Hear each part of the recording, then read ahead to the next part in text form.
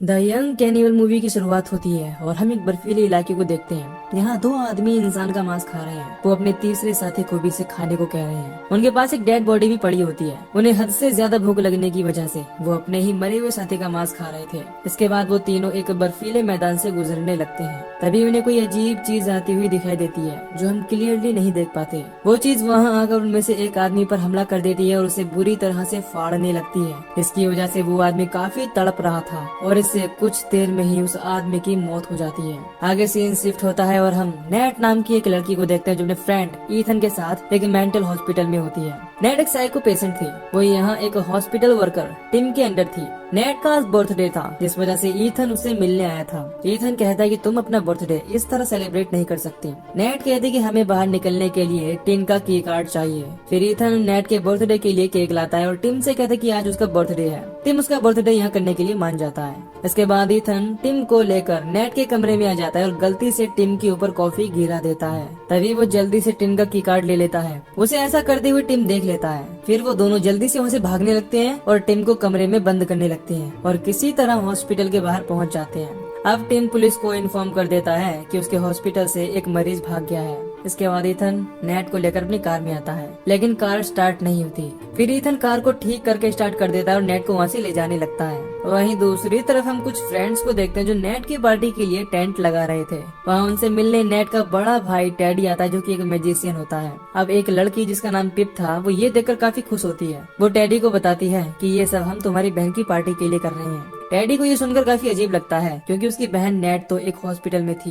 पिप उसे बताती है कि ईथन उसे वहाँ से लेने गया है। दरअसल नेट और टेडी के बीच किसी बात को लेकर कुछ टाइम से झगड़ा था जिस वजह से वो एक दूसरे से बात नहीं करते थे। यहाँ ईथन और नेट भी पहुँच जाते हैं। नेट को देखकर वहाँ सब काफी खुश होते हैं और यहाँ नेट की एक फ्रेंड फ्रांसिस उसे एक गिफ्ट देती है। आगे पिप नेट से कहती है कि उसे अपने भाई को एक चांस देना चाहिए। फिर पिप और ईथन खाने के लिए कुछ लेने चले जाते हैं। वो पास ही के एक घर में जाते हैं। वहाँ हम देखते हैं कि एक आदमी इंसान का मीट काट रहा है। इस आदमी का नाम ब्लैकवुड होता है और ये वही आदमी होता है जो हमें मूवी के शुरू में अपने साथियों के साथ ही दिखाया गया था। पिप की आवाज लगाने पर वो नीचे आता है जहाँ ईथन बताता है कि हमें अपनी फ्रेंड की पार्टी के लिए कुछ नॉन वेज चाहिए। इस पर ब्लैकवुड उन्हें असली इंसानी मीट दे देता है। खैर जब नेट अकेली एक जगह पर बैठी होती है उससे मिलने टेडी आता है और उससे बात करने की कोशिश करता है लेकिन नेट उसकी बातों को इग्नोर करते हुए वहाँ से चली जाती है। अब माइक और कैम लंच के लिए वही मीट लाती हैं। इसके बाद कैम मीट को फ्राई करके सबके लिए बर्गर बनाने लगता है। बर्गर बनने के बाद वो सबको बर्गर सर्व कर देता है और सब खाने भी लगते हैं लेकिन वो नहीं जानते थे कि उन्होंने जो नॉन वेज बर्गर खाया है वो इंसानी मांस का बना हुआ है। अब रात में ईथन नेट से पूछता है कि क्या उसे अपने भाई को देखकर अजीब नहीं लगता। नेट कहती है कि वो अपने भाई के बारे में बात नहीं करना चाहती। तभी यहाँ ब्लैकवुड आता है और सब पर गन पॉइंट करके उनके हाथ बांध देता है। इसके बाद वो बताता है कि जिस जंगल में तुम सब पिकनिक मना रहे हो इस जंगल में एक खतरनाक मॉन्स्टर रहता है और वो केवल इंसानों का मांस खाता है और तुमने मेरा दिया हुआ इंसानी मांस खा लिया है इसीलिए मैं तुम्हारे पीछे हूँ। ये सुनकर सब काफी ज्यादा गंदा फील करते हैं क्योंकि उन्होंने बर्गर में इंसानी मांस खाया था। इसके बाद ब्लैकवुड उन सबको इंसान का मांस खिलाने लगता है। अब माइक वो एक वेजिटेरियन था। ब्लैकवुड उसे ही पहले मांस खिलाता है। इसके बाद वो उसे गन से शूट करके मार देता है। ये देखकर उसके दोस्त बहुत ही बुरी तरह से डर जाते हैं। फिर कैम उसकी तरफ अटैक करने के लिए आगे बढ़ता है लेकिन ब्लैकवुड उस पर एक बोतल से अटैक करके नीचे गिरा देता है। इसके बाद वो अपने बैग में से एक थैली को बाहर निकालता है जिसके अंदर इंसान का खून था। वो अपने ऊपर ही उस खून को गिरा लेता है। ये देखकर सब डरने लगते हैं। फिर वो उन्हें अपनी गाड़ी में बिठाकर कहीं ले जाने लगता है। सब काफी घबराने लगते हैं। गाड़ी में पिप नेट से कहती है कि क्या उसके पास एक लाइटर है। फिर नेट अपने पास से लाइटर निकालकर उसके हाथों को खोलने लगती है। नेट सबके हाथों की रस्सियां खोल देती है। तभी अचानक गाड़ी रुक जाती है। सब बाहर आकर देखते हैं कि ब्लैकवुड उन्हें एक घने जंगल के बीचों बीच छोड़कर भाग गया है। कैम काफी ज्यादा डर जाता है और अकेले ही उन्हें छोड़कर भागने लगता है। कैम उनसे दूर जाकर ब्लैकवुड को आवाज लगाने लगता है। तभी वहाँ एक क्रीचर आ जाता है और उस पर हमला करके उसकी बॉडी को खाने लगता है। इससे उसकी बहुत ही दर्दनाक मौत हो जाती है। अब उसके दोस्त उसे ढूंढने लगते हैं। टेडी कहता है कि उन्हें वापस गाड़ी की तरफ लौट जाना चाहिए लेकिन ईथन कहता है कि वो हमारा दोस्त है और हमें उसे ढूंढना चाहिए। खैर पूरी रात गुजर जाती है लेकिन उन्हें कैम कहीं नहीं मिलता। इसी बीच ईथन और टेडी के बीच बहस हो जाती है। ईथन कहता है कि हमें लगातार कैम को ढूंढना चाहिए। इसके बाद पिप उसे बताती है कि शायद उस पर मॉन्स्टर ने अटैक कर दिया होगा। फिर ईथन कहता है कि क्या किसी ने जंगल में कोई मॉन्स्टर देखा है और जो भी बातें हमें ब्लैकवुड ने बताई हैं वो सब झूठ है। अब जब जंगल में नेट और टेडी अकेले होते हैं तब टेडी उससे सॉरी कहता है यहाँ हमें पता चलता है कि टेडी ने ही नेट को अकेला छोड़ दिया था। नेट उससे बात करने लगती है, तभी टेडी नोटिस करता है कि उन्हें झाड़ियों के पीछे से कोई देख रहा है। अब नेट अपने भाई से काफी नाराज होती है। कैम को ढूंढते हुए रात होने लगी थी, लेकिन वो अभी भी नहीं मिला था। टेडी उनसे फिर से कहता है कि वापस सब गाड़ी में चलो, लेकिन ईथन मना कर देता है। इस बात को लेकर दोनों में झगड़ा हो जाता है। तभी वो देखते हैं कि पिप रास्ते में पीछे रुक गई है। ईथन उसके पास जाता है। वो कहती है कि वो जल्दी से अपने घर जाना चाहती है। अब इसी बीच इन्हें काफी भूख भी लगने लगती है। आगे उन्हें वहाँ कुछ खंडहर दिखाई देता है। वो सब डिसाइड करते हैं कि वो आज रात यहीं पर स्टे करेंगे। इसके बाद वो सब सोने के लिए चले जाते हैं। अब टेडी और फ्रांसिस बाहर निगरानी के लिए रुक जाते हैं। टेडी को लगने लगता है कि कोई उस पर नजर रख रहा है। तभी उसके कंधे पर अचानक फ्रांसिस हाथ रख देती है, जिससे वो अचानक डर जाता है। यहाँ वो कहती है कि उसे नींद आ रही है। फिर वो भी सोने के लिए चली जाती है। अब उसे सोते वक्त किसी के आने की आवाज आने लगती है, लेकिन वो इन आवाजों को इग्नोर करके सो जाती है। कुछ देर में टेडी को भी नींद आने लगती है, लेकिन अचानक उसकी आंख खुल जाती है। उसे जोरों से किसी की आवाज आने लगती है। उसके सब दोस्त भी उठ जाते हैं और सब डरने लगते हैं। तभी वो देखते हैं कि उन्हें पीछे से वो क्रीचर देख रहा है। वो क्रीचर को देखकर डर की वजह से भागने लगते हैं। इसी बीच फ्रांसिस भागते हुए नीचे गिर जाती है। उसके पैर में चोट लग जाती है। इस वजह से वो चल नहीं सकती। सब उसकी मदद करने के लिए आते हैं। फिर ईथन और टेडी फ्रांसिस को उठाकर ले जाने लगते हैं। पिप कहती है कि हमें जल्दी भागना चाहिए, वो क्रीचर हमारे पीछे ही है। अब पिप और नेट तो आगे निकल जाते हैं। इसके बाद टेडी उन्हें वहीं छोड़कर उनसे दूर जाने लगता है। ईथन उसे रोकने की कोशिश करता है, लेकिन वो उसकी नहीं सुनता और वहाँ से चला जाता है। अब फ्रांसिस काफी घबराने लगती है। वो ईथन से हेल्प करने को कहती है। तभी अचानक वो क्रीचर वहाँ आ जाता है और उसे अपने साथ ले जाता है। अचानक अपने आगे फ्रांसिस को गायब होता देख वो काफी ज्यादा डर जाता है। उसे सिर्फ फ्रांसिस के गले की चेन ही मिलती है। अब सिर्फ ईथन, नेट और पिप ही बचे थे। ईथन जल्दी से भागकर दोनों के पास आ जाता है। अब वो तीनों आगे जाने लगते हैं। कुछ दूर आगे उन्हें किसी का कैंप लगा हुआ दिखाई देता है। ईथन चुपके से कैंप का सामान चेक करने लगता है। तभी वो आदमी आ जाता है जिसका ये कैंप था। ईथन उसे देखकर हेल्प मांगने लगता है, लेकिन वो आदमी इन्हें मना कर देता है और यहाँ से जाने को कहता है। अब वो जाने से मना करते हैं। इस पर वो इन पर गन पॉइंट कर देता है। ईथन और पिप तो वहाँ से जाने लगते हैं, लेकिन नेट वहाँ से नहीं हिलती और कहती है कि तुम्हें भी इस भयानक जंगल में, इस मौत के जंगल में हमारी जरूरत पड़ेगी। अब ये सुनकर वो उन्हें अपने साथ रखने के लिए मान जाता है।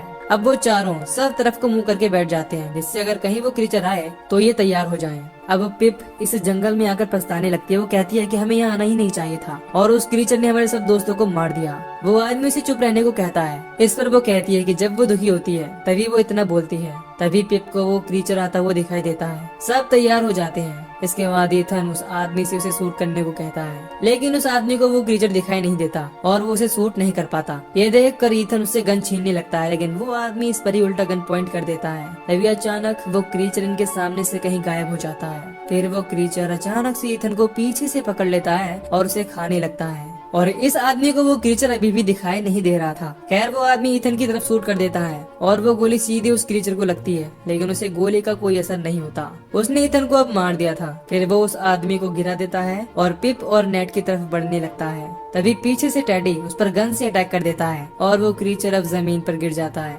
नेट उस आदमी से उनके साथ चलने को कहती है, लेकिन वो आदमी उन्हें जाने से मना करता है। इसके बाद तीनों वहाँ से भागने लगते हैं। वो एक जगह पर आकर छिप जाते हैं, लेकिन वो अब भी इनका पीछा कर रहा था। टेडी बैग में से लाइट लेकर उसका ध्यान भटकाने की कोशिश करता है। वो क्रीचर अब टेडी के पीछे लग जाता है। पिप नेट से कहती है कि हमें जल्दी से दूर भाग जाना चाहिए, लेकिन नेट कहती है कि अभी अभी मेरे भाई ने हम दोनों की जान बचाई है और तुम भागने को कह रही हो। इसके बाद नेट अपने भाई के पीछे जाने लगती है। इधर टेडी भागते हुए पेड़ के पीछे छिपने की कोशिश करता है, लेकिन वो क्रीचर उसे देख लेता है और पीछे से आकर उस पर हमला कर देता है। दूसरी तरफ नेट बैग में से फ्लेयर निकालकर जला लेती है और एक रास्ते की तरफ जाने लगती है। कुछ दूर जाने पर उन्हें बहुत से कंकाल दिखाई देते हैं। वो सब उस क्रीचर ने ही खाए थे। यहाँ पर उन्हें फ्रांसिस भी मिलती है, जो काफी ज्यादा जख्मी होती है। फ्रांसिस उन्हें वहाँ से जाने को कहती है। नेट समझ जाती है कि ब्लैकबोर्ड इस क्रीचर से यहीं से इंसानी मांस को ले जाता है और दूसरों को फंसाकर इस क्रीचर का निवाला बनाता है, यानी कि इंसानों का मांस बेचने वाला वो ब्लैकबोर्ड और ये क्रीचर शायद आपस में बिजनेस पार्टनर है। खैर फ्रांसिस नेट के हाथों में ही अपना दम तोड़ देती है। अब नेट को यहाँ एक आइडिया आता है। वो अपनी पूरी बॉडी पर दूसरी लाशों के ऊपर से खून अपने ऊपर लगाने लगती है। वो अपने ऊपर एक इंटेस्टाइन यानी आंत भी लगा लेती है। नेट ऐसा इसीलिए करती है ताकि क्रीचर को लगे कि ये एक डेड बॉडी है, यानी कि वो क्रीचर केवल जिंदा लोगों पर ही अटैक करता है। शायद इसी वजह से ही ब्लैकवुड ने अपने ऊपर खून लगा लिया था ताकि क्रीचर उसे स्मेल ना कर पाए। खैर अब नेट पिप से भी ऐसा करने को कहती है, लेकिन उसे ये सब काफी गंदा लग रहा था और वो ऐसा करने से मना कर देती है। इसके बाद दोनों यहाँ से भी भागने लगती हैं। ज्यादा भागने की वजह से पिप के पैर दुखने लगे थे, इसीलिए वो नेट से कहती है कि वो दोनों कहीं छिप जाएंगे। नेट ऐसा ही करती है और वो उसे लेकर एक जगह छिप जाती है। कुछ देर में अचानक वो क्रीचर वहाँ आ जाता है और पिप को उठाकर खाने लगता है। नेट ये देखकर कुछ नहीं कर पाती, क्योंकि अगर उसने हिलने की कोशिश की तो वो क्रीचर उसे भी खा जाएगा। अपने सामने पिप की मौत होते देख उसे भी काफी दुख होता है और वो रोने लगती है। इसके बाद वो वहाँ से उठकर भागने लगती है। क्रीचर उसे भागता हुआ देख लेता है और उसके पीछे लग जाता है। भागते हुए नेट का पैर लकड़ी से फिसल जाता है और वो नीचे गिर जाती है। नेट देखती है कि वो क्रीचर उसकी तरफ आ रहा है। वो उसके सामने भागती नहीं और वहीं लेटी रहती है। क्रीचर उसके पास आता है और उसे सूंघने लगता है। उसे यकीन हो जाता है कि ये एक लाश है। उसके जाने के बाद नेट उठ जाती है और आगे जाने लगती है। तभी उसे टेडी की लाइट दिखाई देती है। वो अपने भाई के पास जाकर देखती है कि उसकी सांसें अब भी चल रही हैं। टेडी आखिरी बार नेट से बात करता है और उसका हौसला बढ़ाता है। वो अपने भाई को देखकर रोने लगती है, क्योंकि परिवार के नाम पर सिर्फ उसका भाई टेडी ही था। टेडी क्रीचर के हमले से पूरी तरह से नहीं मरा था, वो तड़प रहा था। वो नेट से कहता है कि वो एक पत्थर से उसे पूरी मौत दे दे। नेट ना चाहते हुए भी पास पड़े एक पत्थर से उस पर अटैक कर देती है, जिससे उसके भाई की मौत हो जाती है। आगे नेट उसकी लाइट लेकर जाने लगती है। उसे एक सड़क मिल जाती है। कुछ दूर जाने पर उसे ब्लैकवुड का घर मिलता है। वहाँ उसकी एक कार भी होती है। नेट उस कार में जाकर बैठ जाती है। फिर वो ब्लैकवुड से मिलने के लिए उसे ढूंढने लगती है। अंदर कमरे में जाकर उसे एक जगह पर इंसान का मीट और बहुत सारे चाकू मिलते हैं। एक जगह पर सड़ा हुआ मांस भी था। उसे देखकर नेट उल्टी कर देती है। नीचे आकर उसे ब्लैकवुड मिल जाता है। वो नेट को शाबाशी देने लगता है, क्योंकि उसने अकेले ही क्रीचर से सरवाइव किया था। यहाँ वो बताता है कि कुछ साल पहले उनका प्लेन क्रैश हो गया। ये वही सीन होता है जो मूवी के शुरू में दिखाया गया था, और तब उन्होंने अपने ही पायलट को मारकर उसे खा लिया था और अकेला ब्लैकवुड ही उसे सरवाइव कर पाया था।